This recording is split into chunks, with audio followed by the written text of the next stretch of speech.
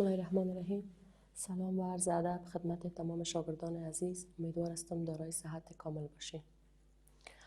سلام او نیکی هیله گران زده کونکو هیله ده چه جوړ او روغ اوسئ. خب درس امروزی خود شروع میکنیم. مضمون دری، صنف ششم، موضوع حضرت عمر رضی الله تعالی عنه، درس سیوم، جلسه ششم. اسم استاد رازیه غفوری. گرانو زده کونکو نننی درسم دوی مضمونم دی دری ژبه ده. ټولګی اندی شپږم، موضوع ده حضرت عمر رضی الله تعالی عنه. دریم درسم دی او برخم هم ده شپږمه. ستاسو ښوونکي نوم دی رازیه غفوری.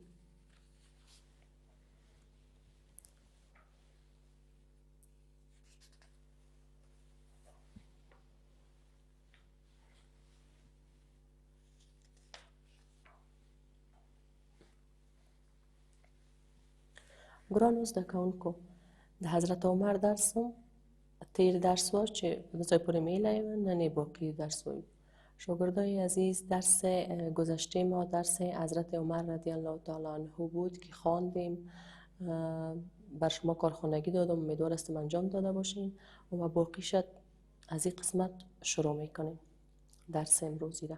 اول میریم یک مرور میکنیم درس گذشته ما چی بود، چه چیزا را یاد گرفتین. حضرت عمر رضی الله تعالی عنه را چند نفرتان میشناسین، او خلیفه چندم اسلام بود.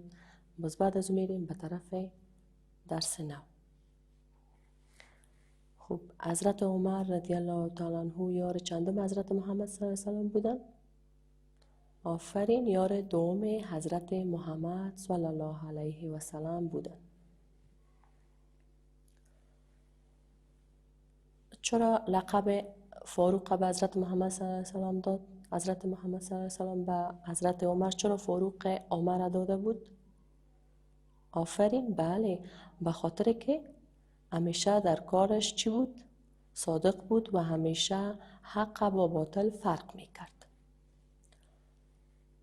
در زمان خلافت حضرت عمر رضی الله تعالی عنه کدام جایها فتح شده بود؟ من مطمئن هستم شما جوابای از این میفهمید، چون که درس گذشته ما بود این موضوع را ما شما خوانده بودیم. بله، ایران، شام، فلسطین و مصر فتح گردید. که چی شد؟ مردمان این سرزمین به دین مشرف اسلام روی آوردن. خب یک بار بازم از روی میخوانم، باز بعد از میریم به طرف درس نو ما شما. حضرت عمر رضی الله تعالی عنه پسر خطاب و یار دوم حضرت محمد صلی الله علیه و سلم بودند که بعد از وفات حضرت ابوبکر صدیق رضی الله تعالی عنه به خلافت رسیدند. چون حضرت عمر رضی الله تعالی عنه همه وقت حق و باطل را از هم فرق می کردند، بنابراین حضرت پیغمبر صلی الله علیه و سلم لقبشان را فاروق گذاشتند. در زمان خلافت حضرت عمر رضی الله تعالی عنه ایران، شام، فلسطین و مصر فتح گردید و مردمان این سرزمین ها به دین مقدس اسلام مشرف شدند. بله عزیزاتای قسمت درس گذشته ما بود. گرانو زده کوونکو مونږ تاسو تیر لوستم چې حضرت عمر رضی الله تعالی عنه ولولا مونږ وپیژنده د هغه لوړ مقام چې هغه څوک و؟ هغه د حضرت محمد صلی الله علیه و سلم دویم یار و چې بعد د حضرت ابوبکر صدیق خلافت ته ورسید. حضرت عمر د خاطر چې همیشه حق و باطل فرق کول، د خاطر حضرت محمد صلی الله علیه و سلم هغه ته د چا لقب ورکه؟ آفرین، د فاروق لقب ورکه. د حضرت عمر د خلافت دوری کې کوم ځایونه فتح شول؟ ایران، شام، فلسطین، مصر. دا ځایونه فتح شول او د خلق څه وکړ؟ اسلام دین مقدس دین ته رجوع کړه، یعنی مسلمان شد. ګرانو زده کوونکو د ځای پورې تیر لوست و اوس زو نویدرسته. والیان و مامورینی که از طرف خلیفه مسلمانان مقرر می شدند با مردم بسیار دوستانه و برادرانه رفتار می کردند. مال کسی را نمی گرفتند و همه وقت در خدمت مردم بودند.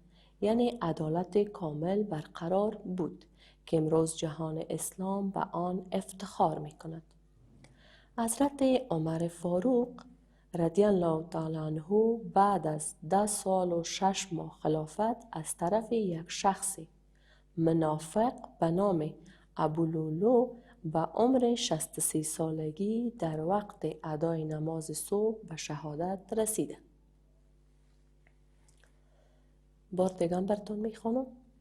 والیان و مامورینی که از طرف خلیفه مسلمانان مقرر می شدند با مردم بسیار دوستانه و برادرانه رفتار می کردند. مال کسی را نمی گرفتند و همه وقت در خدمت مردم بودند. یعنی عدالت کامل برقرار بود که امروز جهان اسلام به آن افتخار می کند.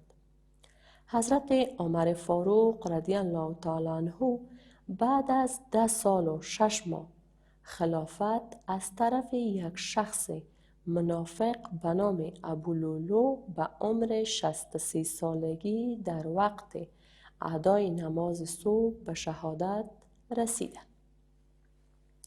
گرانو زده کوونکو دوه دفعې مې درته په دري ژبه چې د کتاب هم دی همدا رقم مې د مخه درته ولولل. اوس یې تاسو ته منع کوم. والیان و مامورینی که از طرف خلیفه مسلمانان مقرر می شدند با مردم بسیار دوستانه و برادرانه رفتار می نمودند. امی والیا و امو افرادی که از طرف امی خلیفه مسلمان ها مقرر می شد دغه والیان او مامورین چې د اسلام د خلیفت څخه مقرر کیدل دوی ډیر ښه دوستانه و ورورانه رفتار درلوسته. مال کسی را نمی گرفتند، هیچ جا مال و چی ناخستل و همه وقت در خدمت مردم بودند. همیشه هڅه کوله چې د خلکو خدمت وکړي. یعنی عدالت کامل برقرار بود. یعنی آغا زمان که عدالت سوه عدالت همیشه برقرار و که امروز جهان اسلام به آن افتخار میکنه. چنین د اسلام نړۍ یا جهان څه کوي؟ آغا عدل و انصاف تا افتخار کی.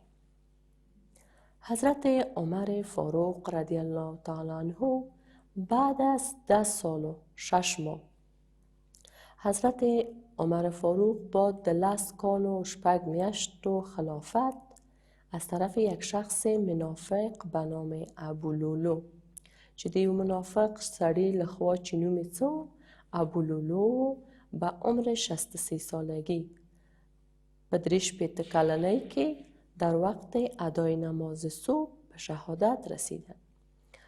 کله چې هغه د سهار مونځ کاوه څه شو؟ به شهادت ورسید. د چا د طرفه؟ د یو منافق شخص لخوا چې نوم یې څه و ابولولو او حضرت عمر هغه وخت کې څو کلن و؟ 3 کلن و چې د سبایی مونځ یې ادا کاوه. آغا د شخص لخوا شهادت ته ورسیده.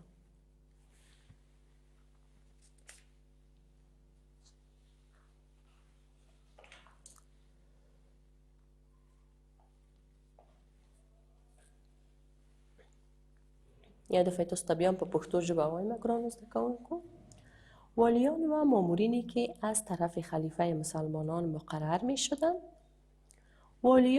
والیان و هماغه مامورین چې د اسلام د خلیفه څخه مقرر کیدل هغو څه رقم اشخاص وو؟ هغو ډېر ښه انسانان وو، همیشه هیڅ وخت دروغ نه ویل، همیشه نورو خلکو سره دوستانه او ورورانه رفتار درلوسته، د هیچ چا مال نه خوړه و همیشه څه کول؟ کوشش یې دا و چې د خلکو خدمت وکړي. یعنی عدالت کاملا برقرار کړي، عدالت همیشه پر ځای وساتي. چې نن د اسلام نړۍ هغه ته ډېر افتخار کوي. بیا وایم چې حضرت عمر فاروق رضی الله تعالی عنه با 10 کال و 8 میاشتو خلافت دیو شخص چې منافق و او نوم ابولولو و په درې شپېته کلنۍ کې د سهار مانځه په وخت کې شهادت ته ورسېدو.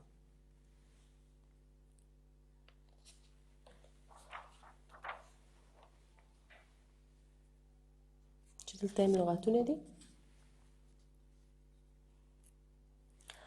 دلته تاسو ته فعالیتونه دي چې استاد څه کوي، شاګرد څه کوي، تاسو ته مربوط کیږي. فعالیت‌های شاگردان: متن را به دقت بخواند و کلمه ها را درست تلفظ کنند. من مطمئن هستم شما این کار را میکنید. درباره شخصیت والای حضرت عمر رضی الله تعالی عنه با هم دیگر بحث کنند. 2 سطر اول متن را املا بنویسند. بله، آیا شاگردان می تواند متن را روان بخواند بنویسند؟ گران زده کونکو، تاسو دا متن د مخه لویلی شئ او لیکلی شئ؟ آیا کلمه ها را می توان درست تلفظ کنند؟ آیا تاسو د کلمه هر کلمه چې موږ دلته یې تلفظ کولی شئ؟ آیا متن را می تواند املا بنویسد؟ تاسو دا متن املا نوشته کولی شئ که نیشئ او لږ کوشش وکړئ، کور کې یو تمرین وکړئ، حتما نیشئ. زو لغتو ته ګرانو زده کوونکو.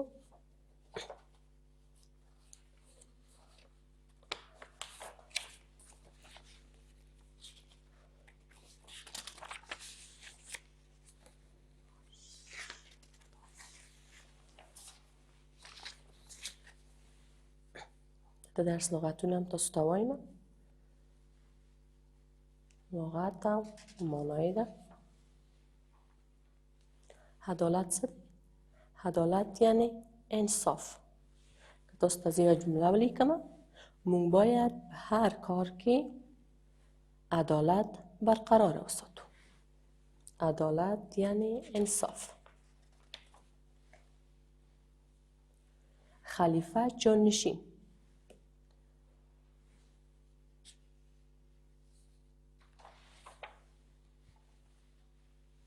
لقب نام صفتی.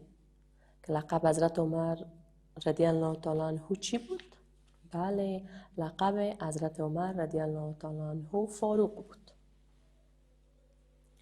منافق دوروی. ابولولو یک شخص منافق بود.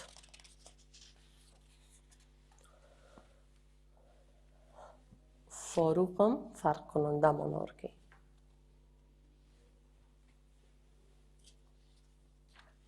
سرور، آقا و بادار. ګرانو زده کوونکو، هیله ده چې نننی درس هم یو څه زده کړئ او د ده متن په کتابچو کې هم ولیکئ. کورنۍ دندم ده او املای کار کوي. شاگردای عزیز، امیدوار هستم که از درس امروزی چیزی آموخته باشین. متن از این درس شما به شکل املا هم کار میکنین و در کتابچه هایتان نوشته میکنین. تشکر از شما. روز خوش.